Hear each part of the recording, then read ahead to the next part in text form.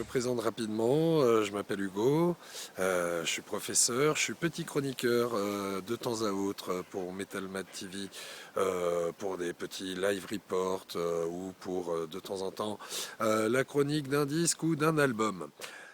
Normalement, Tristan et Siam, les boss de la boîte, m'envoient en petit reportage et j'essaye, si possible, de me faire une petite trentaine de concerts dans les 3 jours sur les 150 que le Fest propose. Voilà, donc mon premier fest, c'était 2014, j'ai beaucoup aimé, j'y suis retourné ensuite à chaque fois. C'est toujours un bonheur que de passer sous la cathédrale et que de voir l'altar et le dôme se dessiner au loin dans l'horizon déjà bruyant car on l'entend depuis si loin ce son que nous n'entendrons pas cette année. Voilà, que dire de plus que, que j'aime bien y aller au fest, que ce qui va me manquer principalement, c'est toute l'ambiance, la cohue, les flammes, la bière, tout ce défilé de t-shirts de groupe que j'aime, parfois plus, parfois moins, parfois pas du tout, et parfois que j'idolâtre. Le Hellfest, c'est toujours des bons concerts.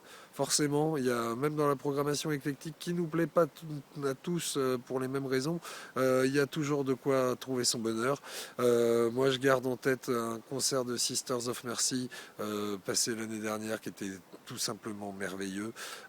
Des concerts d'Obituary, Behemoth, voir le lance-flamme d'Amon Amarth au moins une fois sortir de la bouche du dragon, ça vaut le détour. Et même Fear of the Dark, oui, qui séduit les petits et les grands de 7 à 77 ans, voir Maiden une fois en vrai, c'est quand même quelque chose qui ne se rate pas.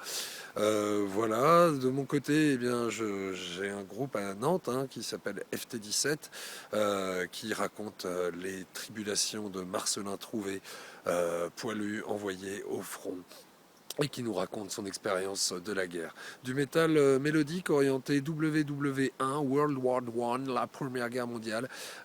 Première Guerre mondiale qui a valu une victoire aux Français, mais dans les conditions et avec les sacrifices que l'on sait.